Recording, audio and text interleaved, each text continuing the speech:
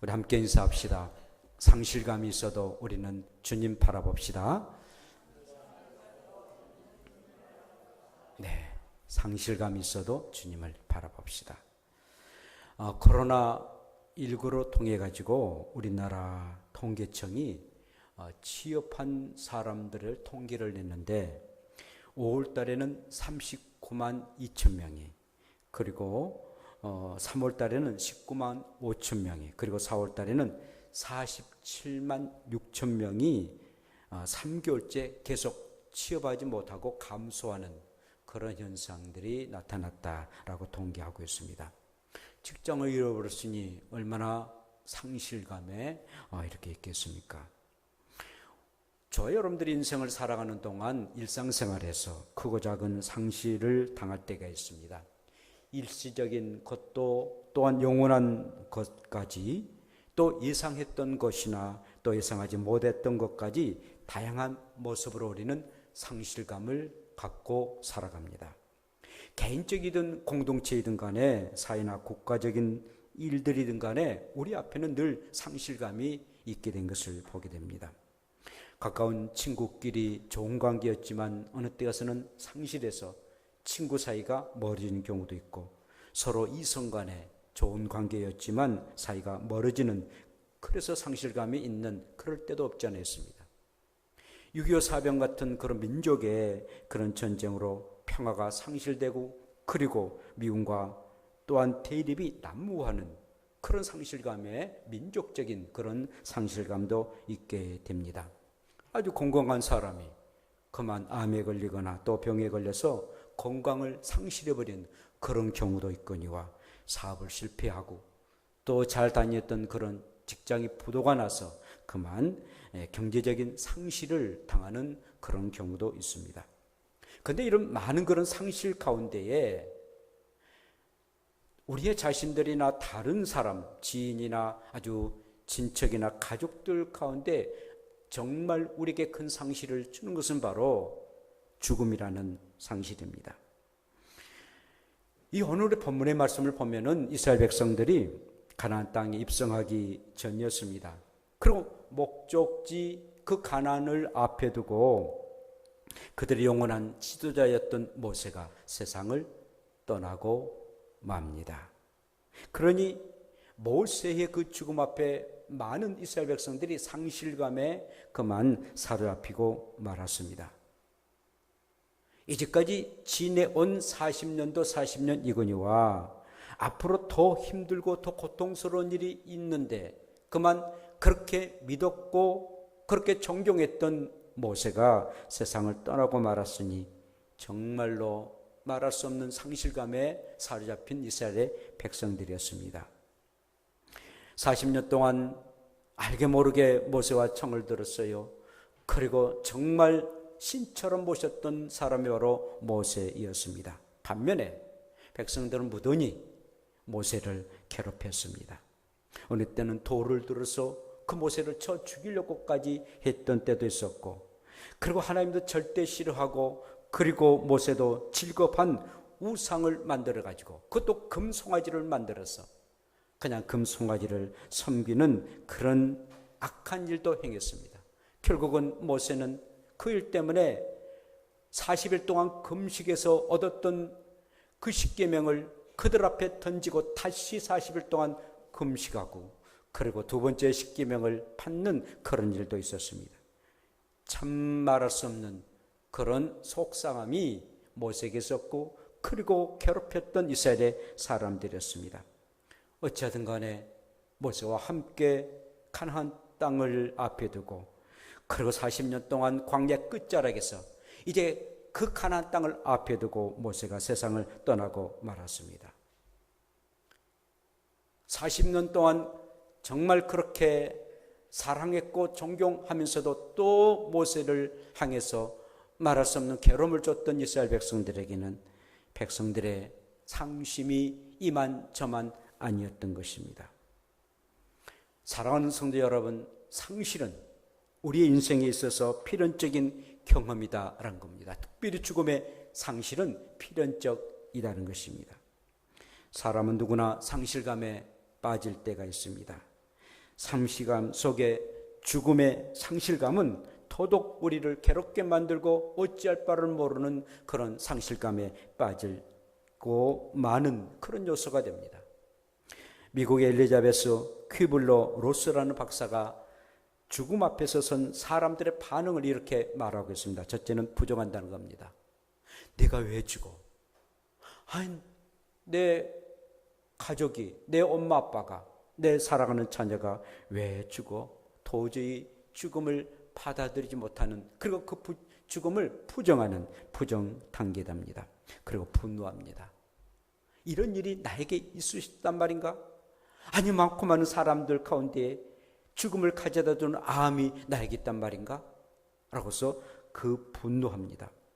우리의 성도들은 하나님이 살아계신다면 어떻게 이런 무서운 병을 나에게 주고 죽음에 이르기까지 한단 말인가? 그리고 하나님 앞에 따지는 그런 경우도 없지 않아 있다는 것입니다. 그리고 타협을 합니다.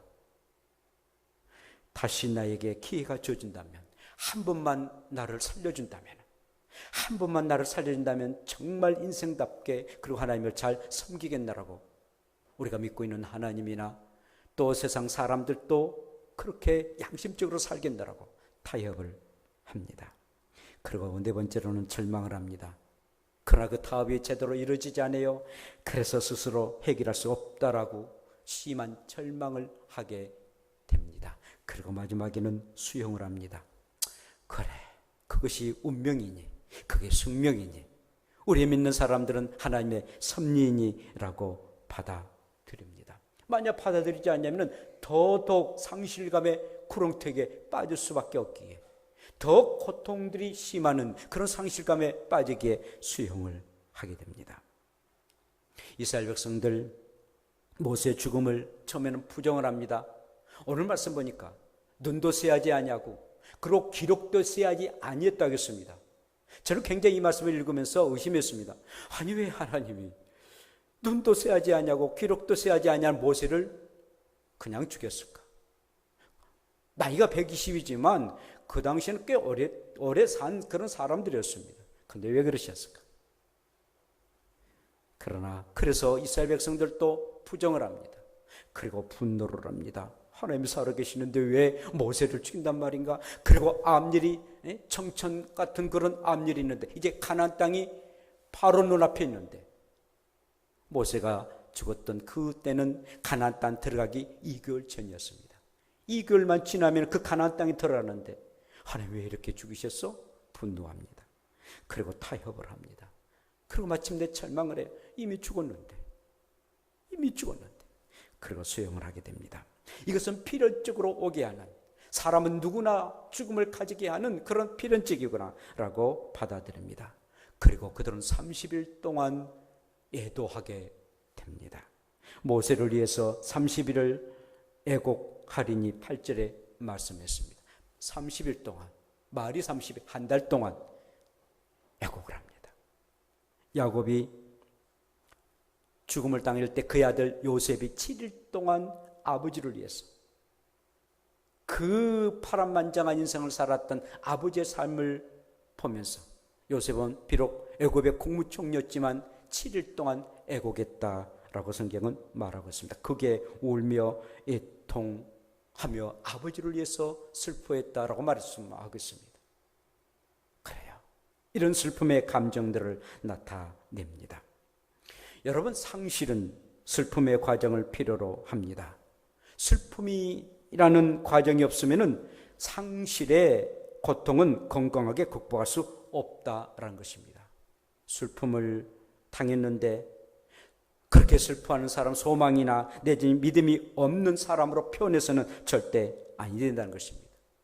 정말 슬픔은 슬프다고, 우는 자들과 함께 울려라고 우리 주님이 말씀하신 것처럼 정말 슬픔을 당할 때에 슬퍼하는 것, 이것은 당연한 일들입니다. 제 어머니가 세상을 떠날 때 가장 가까이 어머니와 알콩달콩 싸우면서도 가장 사랑했던 제 우리 경심이 동생이, 부엌동 동생이 가장 슬퍼하더라고요. 죄송합니다.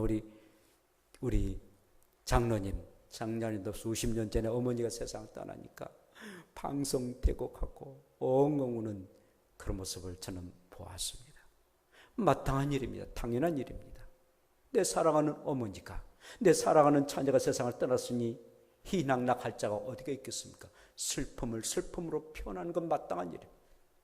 당연한 일입니다. 그렇게 해야 됩니다. 상실감이 있는데 슬퍼하고 괴로워해야 됩니다. 아파해야 됩니다. 그리고 힘들다고 호소도 해야 됩니다. 정말 이것은 마땅한 일이고 또 해야 됩니다. 이 이스라엘 백성들이 30일 동안 슬퍼하고 괴로워한 것처럼 괴로움은 당연한 일이고, 그리고 그 상실감에 사로잡혀서 슬픔을 표현한 것은 창조적인 일들을 극복하기 위한 하나의 기회란 것입니다. 그리고 삶을 깊이 이해하는 통로가 되는 것입니다. 아하, 인생은 그렇구나. 우리의 이디한 그런 모세도 세상을 떠나구나. 그리고 나도 인생을 떠나겠지. 내 삶을 바라볼 수 있는 그런 기회가 바로 그 상실감에 있을 때 통하는 그런 일들이다라는 것입니다. 그런 삶이 있으면 여러분들 기다려주세요. 그리고 힘을 돋구어 주세요. 일어날 수 있도록 용기를 심어주세요. 그리고 기도해 주세요. 우리 예수님 멸망을 앞에 둔 예루살렘을 보고 한없이 울으셨습니다. AD 70년, 서기 70년에 예루살렘을 멸망당할 것 보니 너무나도 고통스러우셨어요. 그래서 우셨어요.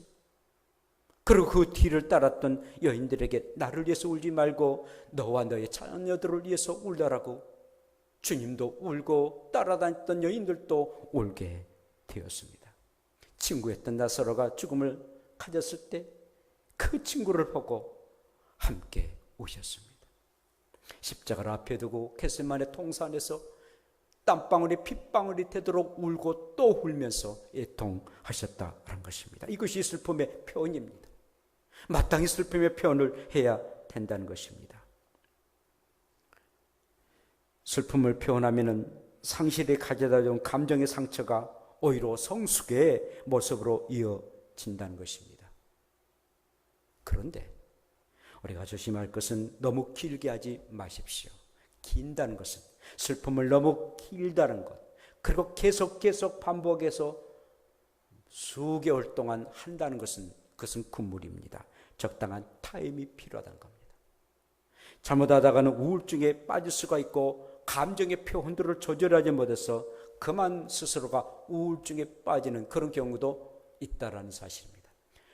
슬픔의 감정은 표현하되, 상실감의 감정은 표현하되, 정말 감정을 잘 조절하고, 그리고 우리는 성도이기 때문에 하나님 바라보고 그 슬픔을 끊고, 그리고는 또 일어날 수 있는 감정이 필요하다라는 것입니다.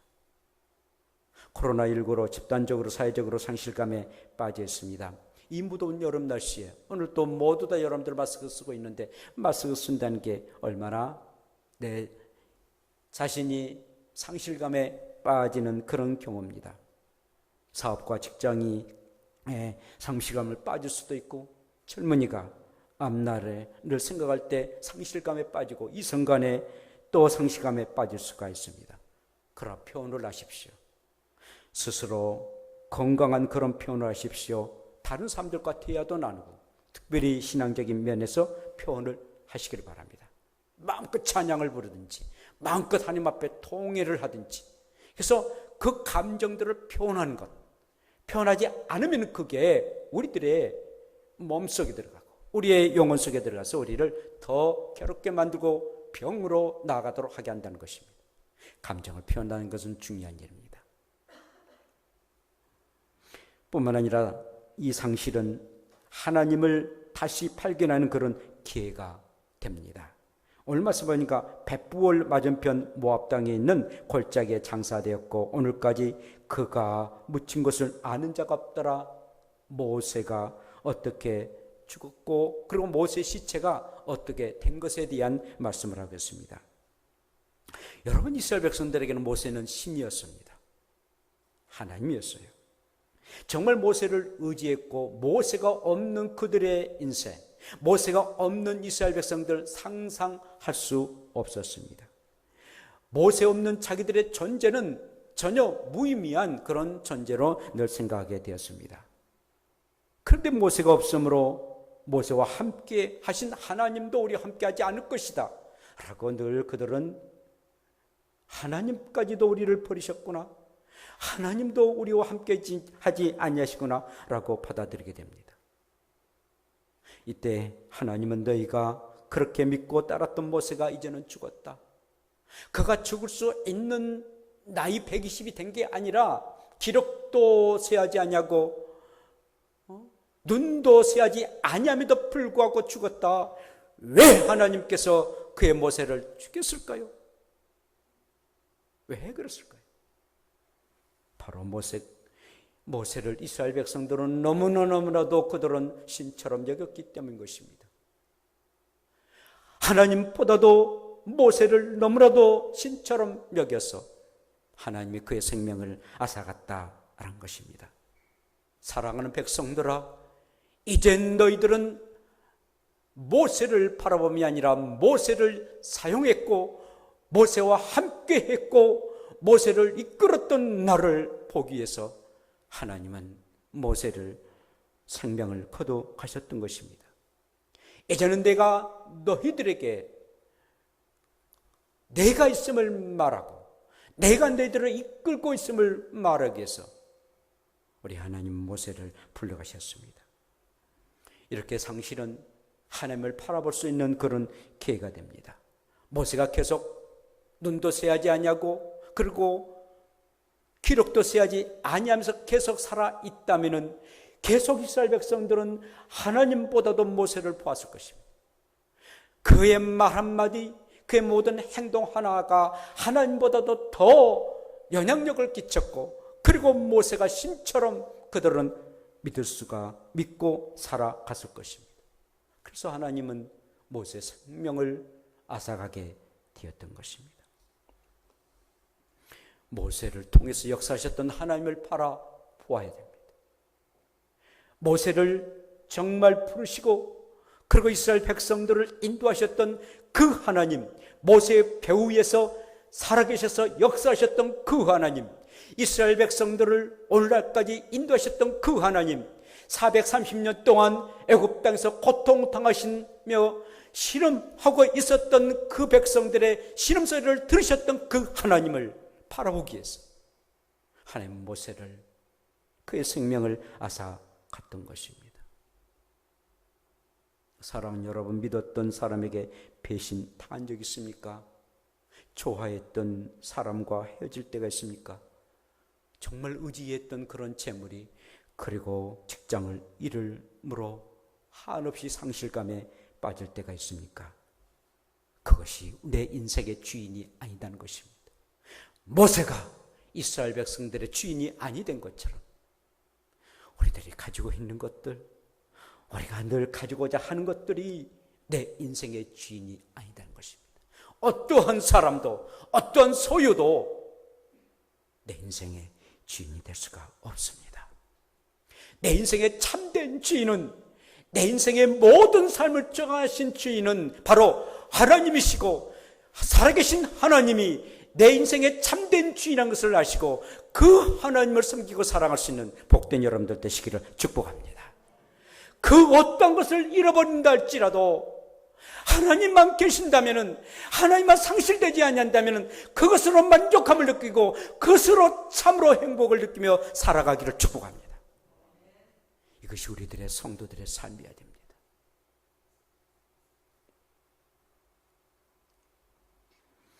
더더욱 하나님을 믿고 의지하도록. 모세가 아니야, 모세가 아니야. 하나님을 믿고 의지하도록 하나님께서 허락하셨습니다. 그리고 하나님은 그 다음을 아무런 계획 없이 행하심이 아니라 그 다음에 일들을 계획하시고 그 다음을 준비하고 계셨다는 사실입니다. 상실은 새로운 비전을 향한 시간표였습니다. 신명기 34장, 이제 본문의 말씀이 마지막 말씀입니다. 그리고 본문이 마치자마자 여호수아 1장으로 나아갑니다.